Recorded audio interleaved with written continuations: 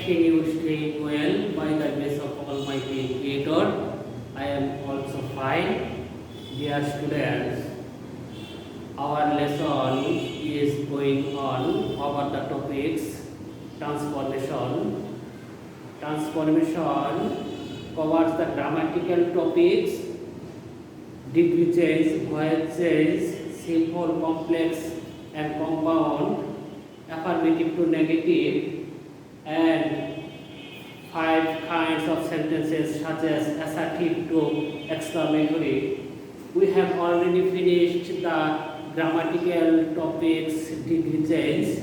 Now we are trying to understand how to change voice. This is our class 3. Please, dear students, let's connect it with the previous class. Our previous class ended class 2. This is the class 3. Please attention to me and try to understand how to change the voice changes. This is general rules. General rules is formed with at first আমি বাংলায় বলছি তোমাকে বুঝতে সুবিধা হবে। এটা general rule, এটাকে general rule বলা হয় ভয়েসের। এই রুলটা দিয়ে আমরা ভয়েস চেঞ্জের ম্যাক্সিমাম রুলগুলোকে আমরা এই চেঞ্জের অন্তর্ভুক্ত করে আমরা ভয়েস চেঞ্জ করব। এজন্য এটাকে জেনারেল রুল বলা হয় ভয়েসের। এই জেনারেল রুলটা যদি তোমার জানা থাকে তাহলে তুমি যে কোনো সময় ভয়েস চেঞ্জ করতে পারবে। তাহলে দেখি জেনারেল রুলে কি করতে হবে। প্রথমে জেনারেল রুলে প্রথমে অ্যাক্টিভ ভয়েসের অবজেক্টকে প্যাসিভ ভয়েসের সাবজেক্ট করতে হবে। অ্যাক্টিভ ভয়েসের অবজেক্টকে প্যাসিভ ভয়েসের সাবজেক্ট করতে হবে। Dear students, it is our class 3. I have said about the voice changes previous my classes 1 and 2. Please, if you are unable to understand something, please glance over our first and second class and then you move into the class 3, and I hope that you will be better understanding in the class 3. Active ভয়েসের অবজেক্টকে passive ভয়েসের subject করতে হয়, plus tense অনুযায়ী auxiliary verb বসাতে হবে। Tense অনুযায়ী auxiliary verb বসে প্লাস মূল ভার্বের পাস্ট পার্টিসিপল করতে হয়, প্লাস একটা প্রিপোজিশন বসাতে হয় বাই। অনেক সময় বাই ছাড়া অন্যান্য প্রিপোজিশনও বসে। এর একটা রুলস আসবে, তখন আমরা জেনে নিব কখন বাই বসে কখন বাই ছাড়াও অন্যান্য প্রিপোজিশনগুলো বসে। আমরা রুলের মধ্যে জেনে নিব। তবে আপাতত জানি যে প্রিপোজিশন হিসেবে বাই বসাতে হয়, প্লাস অ্যাক্টিভ ভয়েসের সাবজেক্টকে প্যাসিভ ভয়েসে অবজেক্ট করতে হয়। এটা হচ্ছে ভয়েস চেঞ্জিং এর জেনারেল রুল।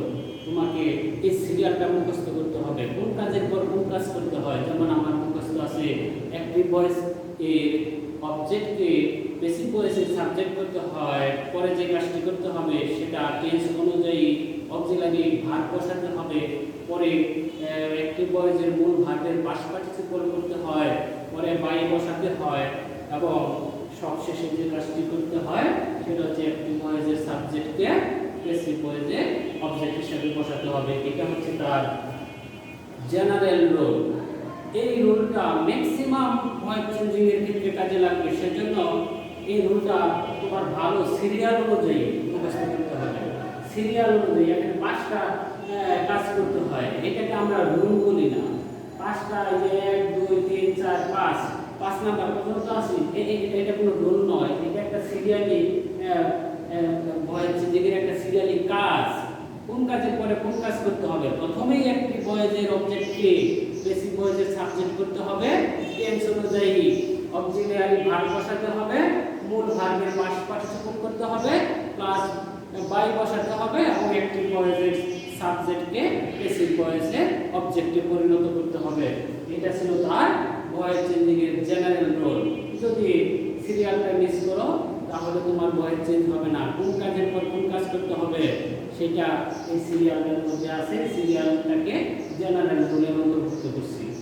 এর ভিতরে ভয়েস চেঞ্জিং এর অনেক রোল নিয়ে আমরা আলোচনা করব, কিন্তু এই রুলটাকে আমরা কাজে লাগাবো ভয়েস চেঞ্জিং এর ক্ষেত্রে। এটা হচ্ছে তার জেনারেল রুল, অর্থাৎ প্রত্যেকটা রুলকে এই রুলটা দিয়ে আমরা চেঞ্জ করব। সেজন্য এর নাম হলো জেনারেল রুলস অফ ভয়েস। এটা মুখস্থ রাখতে হবে। তুমি ভিতর থেকে যদি দুই একটা রুল তুমি যদি মনে না রাখতে পারো সেক্ষেত্রে তোমাকে বেশি প্রভাবিত করবে না, কিন্তু এই জেনারেল রুলটা তোমার সিরিয়াল অনুযায়ী মনে রাখতেই হবে ভয়েস চেঞ্জিং এর জন্য। তাহলে আমরা একটা উদাহরণ দিই কিভাবে এই পাঁচটা ধারাবাহিক কাজকে আমরা একসাথে করি, সেটার একটা উদাহরণ আমি এখানে দিয়েছি। Active voice, he has done the work, এটা ছিল অ্যাক্টিভ ভয়েস। প্রশ্নে দিয়ে ব্র্যাকেটে বলবে প্যাসিভ করার জন্য। ব্র্যাকেটে প্রশ্নে এরকম থাকে প্যাসিভ, প্যাসিভ করতে বলে, তখন আমি এই জেনারেল রুলটাকে কাজে লাগাবো। তাহলে দেখি এক নম্বরে আমার কি কাজ করতে হয়, অ্যাক্টিভ ভয়েসের অবজেক্ট খুঁজে বের করতে হয়। দ্য ওয়ার্ক অবজেক্টটাকে আমি সাবজেক্ট হিসেবে নিয়ে আসলাম। তারপর দুই নম্বরে কি কাজ করব, টেন্স অনুযায়ী অক্সিলারি ভার্ব বসাবো। তাহলে দেখি যে এই সেন্টেন্সটা কোন টেন্সে আছে। The he has done the work, present perfect tense. আমি বিস্তারিত টেন্স সম্পর্কে বলবো না, আমি চিনতে পারছি প্রেজেন্ট পারফেক্ট টেন্স। হ্যাঁ, এই প্রেজেন্ট পারফেক্ট টেন্সে ভয়েসের ক্ষেত্রে অক্সিলারি ভার্ব হচ্ছে হ্যাজ বিন অথবা হ্যাভ বিন হয়। তাহলে আমি টেন্স অনুযায়ী দুই নম্বর কাজ যেটা, টেন্স অনুযায়ী অক্সিলারি ভার্ব বসিয়ে দিলাম, অক্সিলারি ভার্ব টেন্স অনুযায়ী বসাইছি। এবং তারপর কোন কাজটা করতে হবে, তিন নম্বরে এই কোন কাজটা মূল ভার্বে পাস্ট পার্টিসিপল করতে হয়। তাহলে মূল ভার্ব ছিল ডু।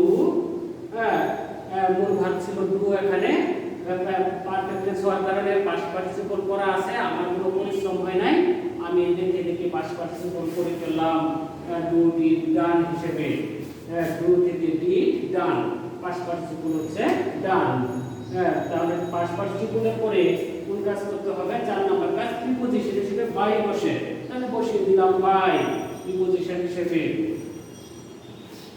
তারপর কি করতে হবে, সবশেষে অ্যাক্টিভ ভয়েসের সাবজেক্ট প্যাসিভ ভয়েসের অবজেক্ট হয়। তাহলে অ্যাক্টিভ ভয়েসের সাবজেক্ট কি আছে, হি, তার অবজেক্ট হচ্ছে হিম, বসিয়ে দিই হিম।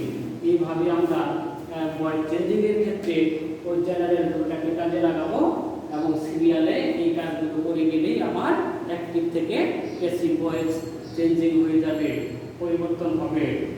Dear students, I hope that you are better understanding with the grammatical rule voice changes. If you are unable to understand something, please comment and I will try my level best to make easy to you. Okay, ভালো থাকো। পরবর্তী ক্লাসে আমরা voice changing এর রুলসগুলো নিয়ে আসবো। সে পর্যন্ত ভালো থাকো এবং আমাদের সাথেই থাকো। একটা কথা বারবার বলি, ভয়েস চেঞ্জিং এর যদি রুলগুলো যদি ভালো বুঝতে চাও তাহলে আমার প্রথম ক্লাসটা থেকে শুরু করে আসো, তাহলে তোমার ভয়েস চেঞ্জিং গুলো